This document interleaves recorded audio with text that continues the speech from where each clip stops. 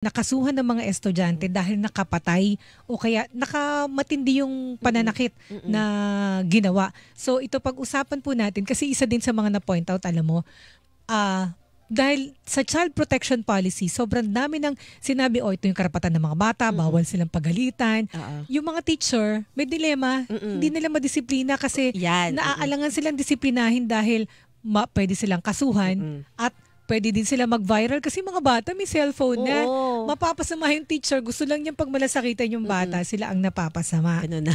So pag-usapan natin, nasa ating pong linya si Dr. Roland de la Cruz. Siya po ang presidente ng National Association of Public Secondary School Heads Incorporated o NAPSHI. Magandang umaga po sa inyo, Good Dr. de la Cruz. Magandang umaga po sa inyong lahat, lalo-lalo na po sa inyo, kapatid na Isa Umali at kapatid na Nympha Rabelo ng DCBB. Salamat po, buong buo. Ayun, sige Isa, Dr. ikaw de la muna. Cruz, kasi kanina nga po, may kausap po kaming police regarding po dun sa nangyaring bullying, isa sa mga tinitingnang anggulo, opo. Pero ito po ay case po ng pagpatay sa dalawang estudyante ng kapwa nila mga estudyante. Una-una po, ano pong inyong reaksyon sa kaso na ito, sir? Unang-una po, nalulungkot po ang samahan ng mga punong guro, maging ang mga edukador po, maging ang ating minamahal na mga kapatid sa DepEd Central. Unang-una po na masakit na balita na ang Pilipinas po ay tinagurian sa dalawang magkasunod na pangyayari na National Bullying Capital of the World.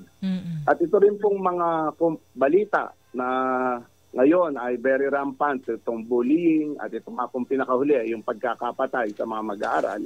Masakit po sa larangan ng mga punong guro na nagaganap ang mga ganyan, lalong-lalo na sa mga mag-aaral natin na dapat ay magiging ehemplo natin ng pagpapakita ng kagandahang asal. Opo.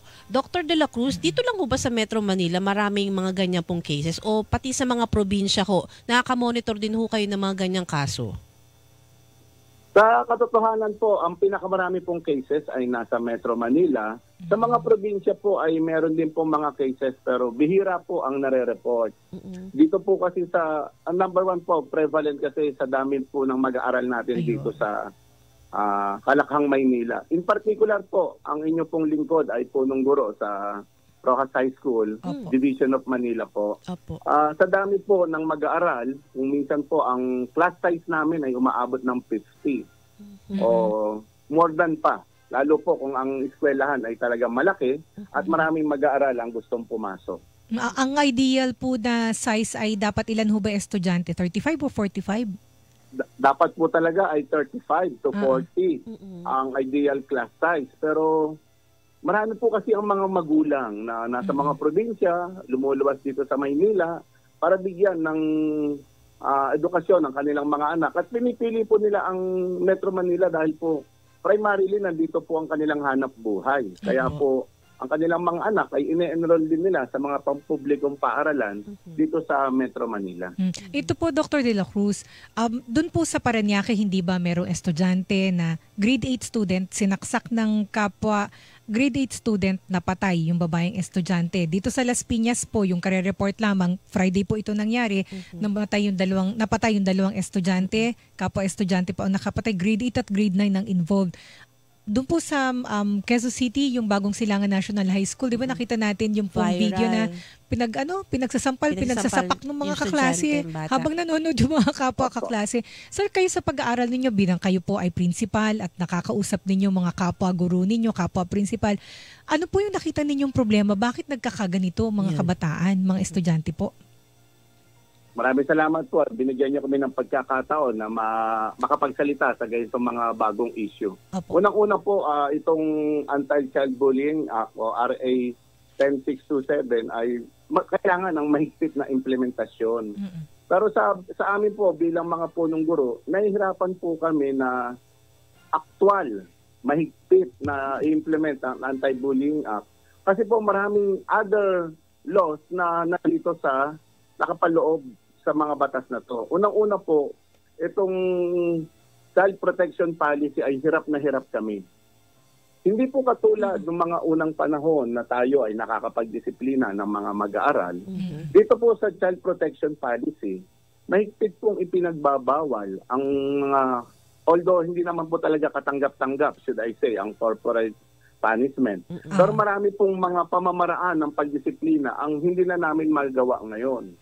At pinagbabawal na rin po ang mga bata na bigyan ng mga sanction na sa palagay na kung minsan ay nami-misinterpret nila na sila ay nawawalan ng dignidad o nai-stress sila. Gaya po nung mga dating panahon, siguro po kung maalala ninyo, uso po yung face the wall. Opo. Uso po yung pinatatayo tayo sa isang sulok. Ay, sir, Yes. nung bata kami, pinadidipa pa kami, may libro sa ibabaw ng ng braso ko o kaya naman, ayun nga, face the wall, nakasquat pa. Oo. Pinagsusulat tayo ng 5 bahagi ng papel na Ayun, Ayun, opo, tama, ayan, tama. hindi na ako uulit, tumingi ako ng patawad. Pinagbabawal na. Aha. Maging yung mga panahon natin, yung stick ng teacher, pag pinalo sa mesa, nakaupo na po tayo. Ngayon po ay mahigpit nang ipinagbabawal yan sa ating mga batas. Kaya po, halos nakatali po ang mga kamay ng guro at punong guro sa pagdidisiplina sa ating mag-aaral. Pero Dr. De La Cruz, ano ho ba yung gusto sana ninyo na Opo, pagdisiplina sa mga bata? Ano ho yung sana hindi nawala na kapangyarihan o poder po ng mga teacher para ma-impose po sa mga bata? Sana nga po maibalik natin na maaaring disiplinahin ng mga bata na hindi magkakaroon ng karampatang parusa on the part of the teachers. Sa totoo po, ang mga guro, pag dinisiplina ang mga mag-aaral, kino-complain po. Ang sasabihin ng mga bata, maging ng mga mag-aaral, sila po ay na-stress, nagkaroon ng psychological stress, psychological damage, at ayaw nang pumasok. Siguro po yung comprehensive assessment nitong ating mga policy guidelines ay magkaroon ng muling pagsusuri, lalong-lalo na po itong child protection policy. Parang parang ang nararamdaman kong sinasabi ninyo, sir, dahil po dun sa child protection policy, which is nararapat lang naman dahil ano po yan, mga bata po yan, kailangan nating alagaan yung isip, katawan nila. Pang nararamdaman ko lang binabanggit ninyo, parang naapektuhan din naman ho yung teacher, nawalan kayo ng protection, ganun ho ba yun, sir? Opo. Sa totoo po, naghahanap nga po kami ng teacher protection policy. Kasi po, alam natin ang mga guro bilang pangalawang magulang ay gusto nilang disiplinahin ang kanilang mga mag-aaral. Bigyan ko na lang po kayo ng halimbawa. Halimbawa, ang isang bata ay hindi nakagawa ng kanilang assignment o homework o asignatura. Nung panahon po natin, ang batang hindi nakagawa ng asignatura o assignment ay pinatatayo sa likod, pinapasulat, kinokopya o ginagawa yung kanyang na-miss na activity. Ngayon po, hindi natin pwedeng gawin ang magpatayo ng bata o magbigay ng mga maliliit na parusa para ang bata ay malaman na sa bawat pagkakamali o pagkukulang na nagawa mo, may karampatang parusa. Ngayon po ay hindi na po pwedeng gawin yun. Lagi po ay nasa mga bata na kailangang i-improve on a positive way. Lagi pong positive discipline ang ini-inculcate natin, ang pinatutupad. Bale, Dr. De La Cruz, ang gusto nyo po sana ma-amendahan or ma-revisit po itong policy na ito para, kasi tama po kayo, diba tayo, kapag tayo mga estudyante, tinuturing natin mga second parents natin, yung mga teachers natin, kasi kahit paano nakakalapit tayo sa kanila, kapag may mga problema rin tayo, pwede tayo lumapit sa kanila, pero kung ganyan po yung sitwasyon na tali po pala yung inyong mga kamay, mas maganda pong i-revisit yung policy.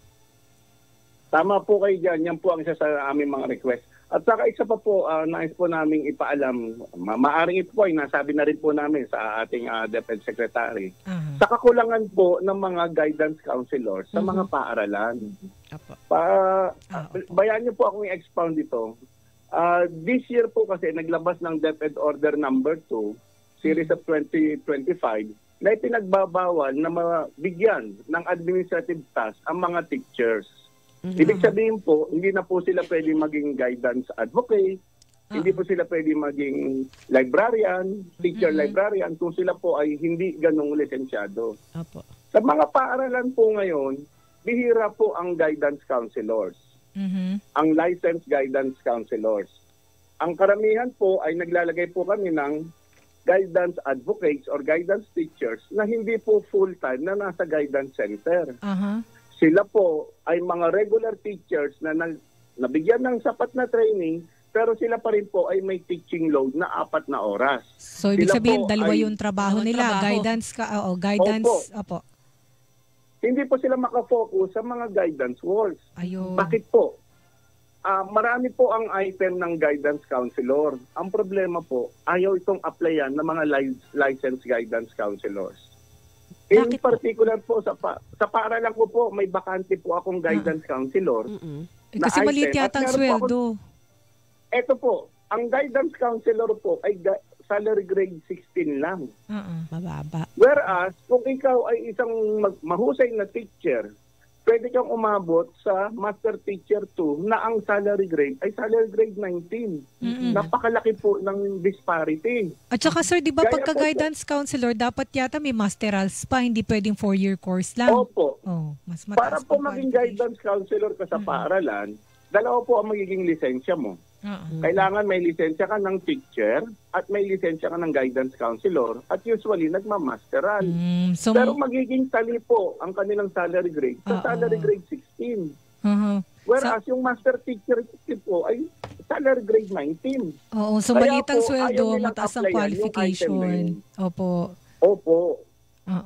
Kami po ay nagde-designate ng guidance teacher na salary grade 11, may 4 hours teaching load, 2 oras lang po sa guidance center. Ayun, so na-raise na po Kakulangan po ng guidance advocate sa mga paaralan. Yan po ang unang suliranin namin sa mga paaralan. So siguro naman po, so ini-expect po ninyo magkakaroon ng action ng DepEd kasi anyway, nabanggit po ninyo ito kay Senator Sherwin Gatchalian dun sa Basic Education Committee, tapos may mga taga-DepEd dun, so ini-expect po ninyo na makakarating ito kay Secretary Sani Angara at aaksyonan.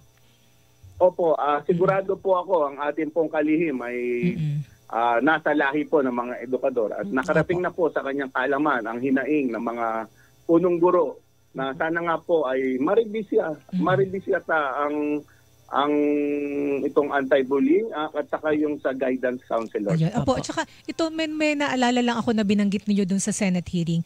At saka nabanggit niyo rin kanina, sabi niyo nag-aalangan yung mga teachers sa pagdisiplina dahil meron pong nakakasuhan. Gaano na ho karami, meron ho ba kayong bilang statistics kung gaano ho ba karami yung mga teacher na may case, nareklamo at ano ho yung impact nito sa mga guro? Nag-alangan na ho ba sila? Nagkaroon ng takot na disiplinahin Ayaw yung mga na bata? ba nila ding Oo. magturo, 'di ba? Yung iba parang O ayaw nilang disiplinahin kasi, Oo. sir, kasi di ba, Nahirapan sila eh. galing ako ng public school, ng Tama high po school. kayo. May mga magugulong Ako na estudyante. lang po, Opo. yung ibibigay ko pong halimbawa, ako po bilang punong guro sa isa sa pinakamalaking paaralan sa Manila. Ang population po dito ay 5,000. Oh, wow. Ang kaso ko po sa 888 ay hindi na po mabilang dahil talaga sa pagdisiplina. Aha. Simpleng-simple po ito po, yung uniforme. Bagamat sa guidelines po natin ay hindi na kailangan ng uniforme, pero dito po sa Manila, sa dami po ng outsiders na maaring pumasok sa aming paaralan. Pati po ang ID.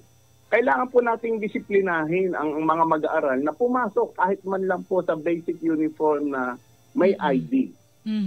Pag walang ID nung panahon po natin, kapatid na Nympha at kapatid na Isa, Ay, hindi po papapasukin. babalik ka sa bahay. Oo. Di po ba? Oo. Ngayon po, bawal. Kailangan pumasok ang bata. Pag na-late ang bata, nung panahon po natin, nasa gate tayo, naghihintay tayo ng susunod na period. Ngayon po, hindi na po pwede dahil baka madisgrasya sa labas. So pag dinisiplina po namin, katulad ko, maghintay ka ng susunod na period dahil magpapagala-gala ka lang sa covered court, ako po ay irereklamo na sa 888. Napo. So yung 888 po ay Totoo po, kasong hotline. administratibo. Tama ba? Opo. Oo. At eto po, sa atin po kahit po anonymous complaint ay ine-entertain po. Kaya po ang mga guro, it's either tatalikod na lang, yuyuko o hindi papansinin. Kung may mga bata na palagay nila ay maaring magdulot sa kanila ng reklamo, bagamat sabihin ko po, marami pa rin pong teacher ang talagang dedikado at lahat naman po. Pero dahil natatakot po na makomplain sila, hinahayaan na lang po kung minsan na lumagpas yung mga maliliit na ganon para po hindi na lang sila mareklamo sa mga sa 888 o maging sa regional office. Opo, tsaka isa pa, Dr. De La Cruz, di ba ang mga bata may cellphone na, baka mamaya nagsisermon yung teacher. Binivideohan na pala. Binivideohan na pala, magba-viral yung teacher. Viral. Sa totoo po ay meron pong DepEd order na lumabas na ipinagbabawal ang cellphone.